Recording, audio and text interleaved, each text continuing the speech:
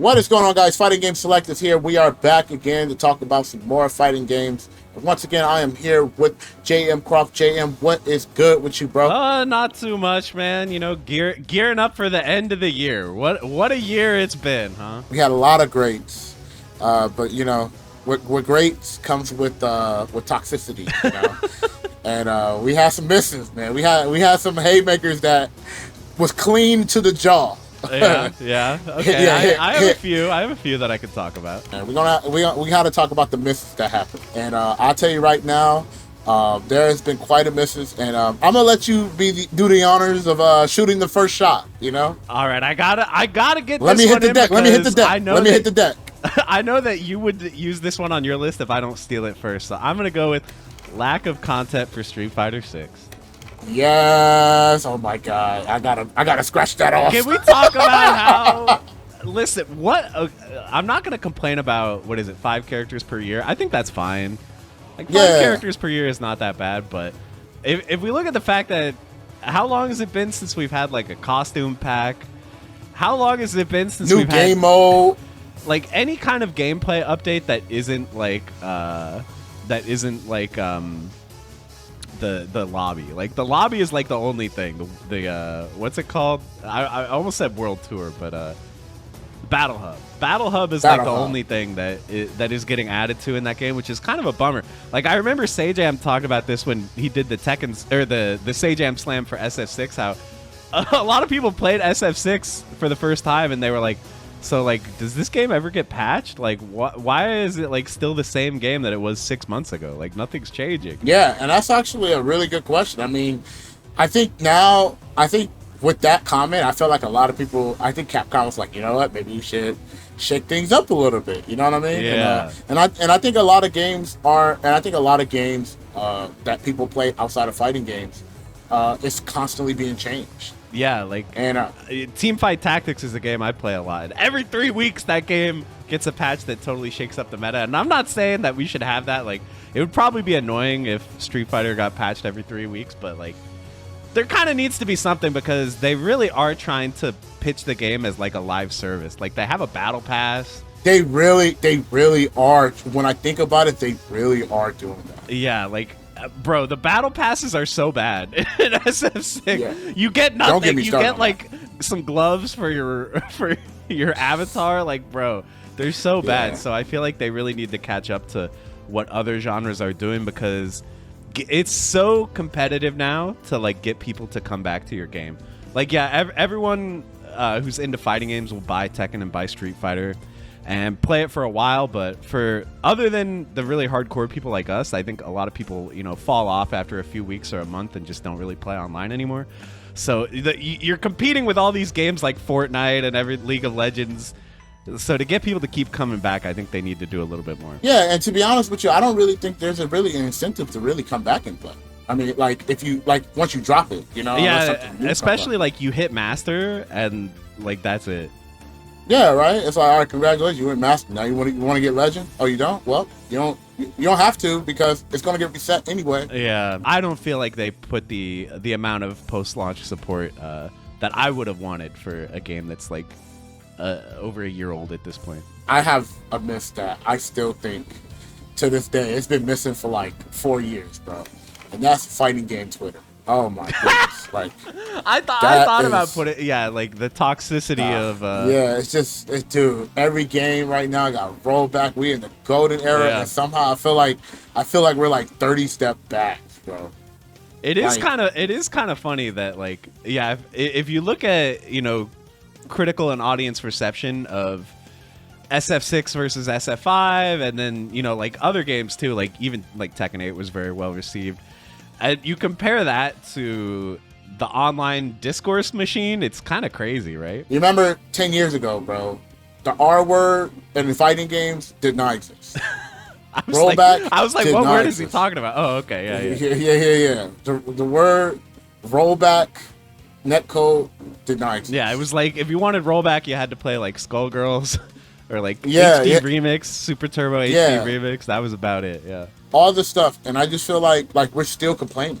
Yeah, I think to a degree, I think like the design of Twitter kind of incentivizes this, right? Like the way Twitter is made as a website, they really want you to like quote tweet dunk on people. Like that is like a big way of like how you get eyes on Twitter is like dunking and like causing discourse. So partially I want to blame the website, but also, you know, I think we should just blame ourselves. I think you guys are doing it. I always tell people, we can't blame the beast. We can't blame the beast. Yeah, I tell people that, like even harder than learning to get good at fighting games is learning to not quote tweet like bad takes.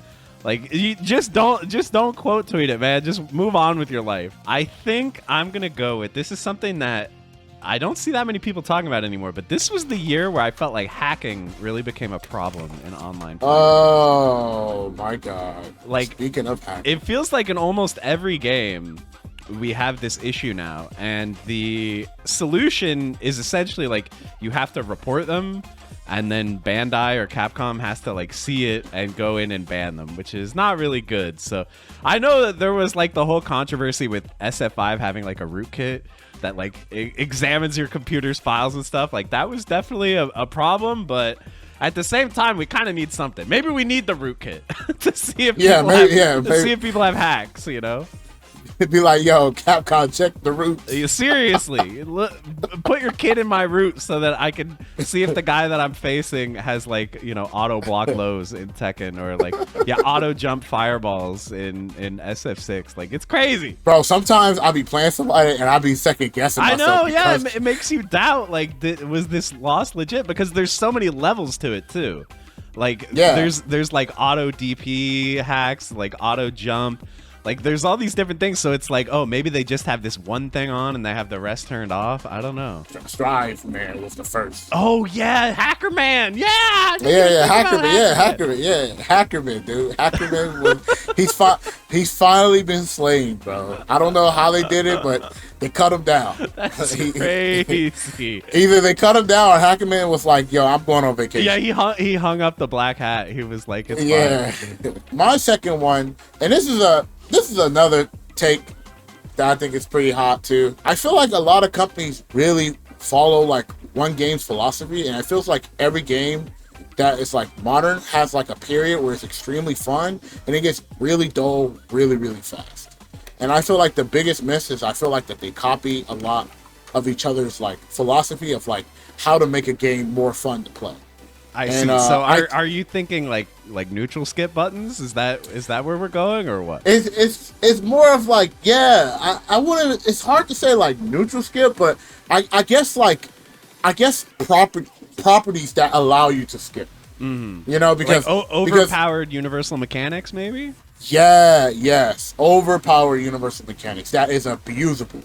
So I feel like Drive Rush is probably at the top of the list. You know what's crazy? I would say Perfect Parry is above Drive Rush. Okay. And I would say Perfect Parry. I think Tekken 7's Tekken 8's Heat Smash. Yeah, Heat Engager and stuff like that. Like, bro, like I was I know you seen that that Jig Kazama clip where my man did like just like 50% on chip. Yeah, dude, my man was just yelling. He was just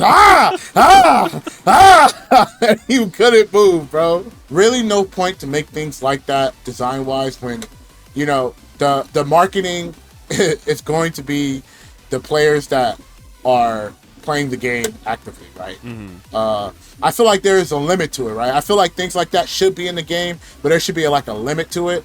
And it just feels like every game is like, yo, let's just add that. And then, like, that's what make people feel good about playing the game. And I think that is incorrect. I think you should make your game more fun in different ways. Yeah, I understand the temptation to add, like, just strong things like that. I understand why they do it because, first of all, if every character has strong universal mechanics, that makes the game a lot more balanced right off the bat. Right. And like Dragon Ball FighterZ was an example where like the Super Dash was just kind of like the fun button. Yeah. Like I think for beginner players, like you just press Super Dash and you're immediately enjoying the game.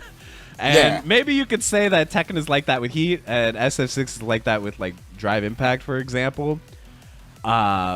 So I kind of like I get the philosophy behind those moves of like, yeah, this is the move that gets you to the fun part of the game. But also when they're too overtuned, yeah, it makes the game feel very repetitive. Mainly, I feel like if Tekken 7 would have come out today, I think it would be selling just as much as Tekken 8 is, with the graphics, but with no gameplay difference if it was coming out like first. Yeah, I agree, and I think like if Bamco looks at Tekken 8's success and they think, oh, the reason this game is so successful is because we added this heat system, like I think they're taking away the wrong. I 100% think that. I 100% think they are, because I don't think they understand. I don't think a lot of countries understand the Western market and like what attracts people to like buy your game. It feels like every game they definitely, yeah, they share a lot of the same ideas in terms of like how can we make it so that beginners can pick up this game and start having fun. Which is an important thing to think about it, but yeah, they can't just all do it the same way. Yeah, that was my rant. That's all on me. JM has nothing to do with it, so if I get shot, just know I'm taking the bullet for the future. Protect the brand image. Protect the brand. Yeah. I'm getting shot for the future, bro. My body as a shield. You know? Well, I'll go ahead and ruin my brand image for myself here when I say that the Mortal Kombat 1 situation is a miss. First of all, they're like ending DLC support for the game. They announced that this will be the final season of DLC, which I guess means that it underperformed. But it's not just that, it's also just like I feel like MK is having a really hard time figuring out, do they want to be a casual single player focused game or do they want to be an esport FGC focused game?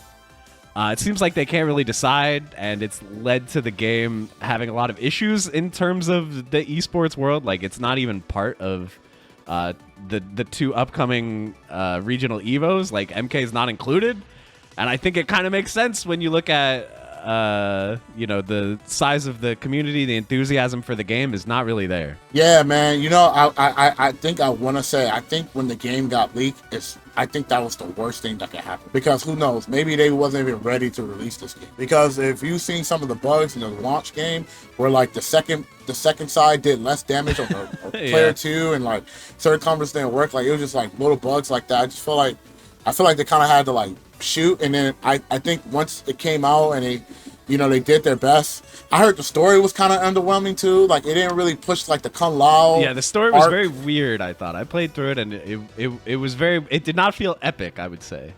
Yeah, so I really felt like they just. I think they just like, yo, here we go.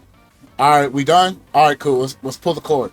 Yeah, that is what. Like they, there's that reputation that NRS games, they get played for like a year and then the community leaves and they come back for the next one. But it almost seems like NRS is like perpetuating that now. They're like, all right, here's your game. Enjoy it for the next 12 months and then we're going to forget it existed. And then get hyped for the next one, whatever one's next for NRS. And maybe this is just like my own perception, because like I know people are going to call me biased in the comments, which is true. I'm sure there is some bias here. Like I've never been a big NetherRealm guy. But I feel like the hype for MK9... I feel like the game was pretty hyped, and then I think it exceeded people's expectations. Like, people didn't really expect it to be as cool and as popular as it was. And then MK10, like, even kind of built on that. Like, holy cow, they're really going crazy with this one. But then, like, MK11, it just felt like there was really not that much hype. And then, it felt like it was even less. Like, I just feel like the games have been kind of receding since MK10, and maybe this is just, like, being on Twitter so much and like seeing the fan reaction, because I know fans had a lot of problems with 11 and 1. A lot of people are still on like 10 was the last really good one. I don't know. So maybe this is just internet perception, but yeah, it feels like NetherRealm has had a hard time maintaining the hype levels that they had maybe like 6 or 7 years ago. Feel free to direct all your hate to me down in the comments for slandering MK, but yeah, I'm just a little bit again, it's kind of similar to SF6, like just the post-launch situation I think has been a little underwhelming for that game. You taking too many bullets, bro. So let me go ahead and get back in, bro. I got some band-aids. All right, look. Okay. This is my final take. I'm gonna be 100% honest with you. The communication with like all developers minus one company and just like the tours event has been awesome. The Tekken World Finals was this weekend. I feel like a lot of people didn't even know about it. Yeah. I was looking at the viewership. The viewership was like 9K. You know what I'm saying? Like, that is like very underwhelming numbers. You know what I mean? And like, I feel like the viewership was really low, and people could be like, well, there was multiple people streaming it. And I was like, yeah, when Tekken 7 broke like 25, 30, 40K, 50K, there was multiple people streaming it too. Yeah. But I just feel like the marketing has just been like god awful. You know, even for like these big old like events where people are getting qualified, I feel like it has no like hypeness behind it. It's just like you walk in McDonald's and you're like, yo, what's good, man? Hey, just chilling, man. Just qualified a Capcom Cup, just relaxing. And it's like, oh, like you did? When was it? Oh, it was like 2 days ago on a Tuesday. Yeah, and some of these you know Capcom events you can't even watch. Yeah, you can't even watch, and I just think that is so crazy to me. Yeah, like that is so crazy to me. I feel like the tournament aspect is just like so bad. Like, it's really making people not travel for events, and I don't think these companies understand how much damage that is doing to like even just regional events. Mm-hmm. I think it's a hit. I think it's a miss because, like, you know, other events that isn't the big three are going to like die off because of that. You know, because there's no incentive to like kind of do that. You know? Yeah. I think definitely it's partially like the overall recession of esports in general. Like the esports money is not what it used to be, but like when I just think about like the hype of, you know, tournaments like a decade ago, it just felt like it was way more hype. I think you're right. Now it's like a tournament happens and you like don't even really hear about it. It's pretty much like you mentioned, like the big three tournaments. Like those are the only ones where it's like, oh my god, like Punk won Evo, like that's hype. But when someone's like, oh, this guy won the World Warrior qualifier, like it's cool, but yeah, the hype is not really there. I feel like the only reason why some of it was hype is because of players that always been like consistently placing finally got their place, like Idom, for example. Mm-hmm. So like that was a hype moment because Idom finally broke through that barrier and won. But it wasn't because of like the tournament. It was because of who it was. You know what I mean? And like, if somebody doesn't know this player and they didn't watch the story unfold, then it really has there's no desire to care. And I think that is so wrong. Even Arcs, man, Arc World Tour, you know, Arc World Tour. I mean, there's no big like highlights. You know, it's just like, all right, we having these tournaments on the weekend, multiple tournaments happening at once. All right, yo, this person's the winner. Oh, this person get points, and then like the person like who gets points, it doesn't feel like they got a lot of incentive. Like, oh yeah, I qualified, but that's it. You know, no incentive to get excited for these events.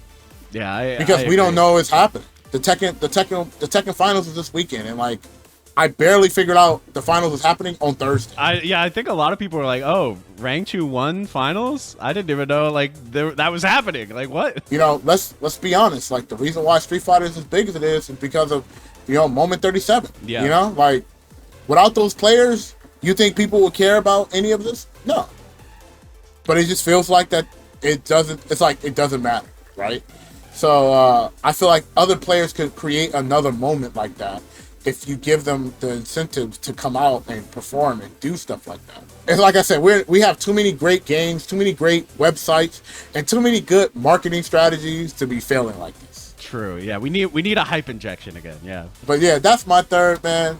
You got any like spicy, like dark horses? Honorable mentions. One I wrote was PC versions not working at launch. Oh my god! I think Under Night was probably the last time that happened. Yeah, so maybe there has that Under Night came out almost a year ago, so I guess it's been a while since that happened. So that didn't make the main list. Yeah, I know everyone's like, oh, like don't do PC betas because people will hack it or whatever. But it's like, man, if the game comes out and it works on PC, like maybe it's worth it, you know? Yeah, maybe it is worth it, you know? Like I feel like looking back. Like, we don't really care about the SF6 hacked beta thing. Like that is a forgotten footnote in history. But yeah, you talking about the crack? What we do remember is that SF6 is like, you know, a game that was very well received on launch. So Yeah, man, the crack beta, dude. You looking kind of cracked. I remember you couldn't say the word crack It was, for like 3 months. that was the other witch hunt. But yeah, we were going after. If we thought people were playing the crack, we'd be like, oh, that combo's a little too good. Yeah, that combo's looking awfully optimized for week 1. Yeah. I was like, people start saying, "Yo, you sure you played this game like 2 days ago?" Yeah, this guy reacts to DI pretty well. Pretty good. You kind of experienced. But yeah, that was a great honorable mention. That was a good laugh. And with that being said, thank you so much for coming here, man. Where can they find you, bro? jmcrofts on YouTube. That's about it. I guess you can follow me on Twitter and Blue Sky as well if you want to see my bad takes. Like I said, man, I appreciate this year. This year was really great. Thank you so much for coming through as always. With that being said, guys, you guys let me know in the comment section below. How do you guys feel about this? How do you guys feel about our miss? And what are misses that we missed out as well? No pun intended. And with that being said, I appreciate you guys so much. Make sure you guys leave a like, subscribe to the channel. Let me know how 2024 was looking for you guys, man. Wins and losses. And I hope you guys have an awesome 2025 and beyond. And I'll see you guys on the next episode. Peace. Bye, everybody.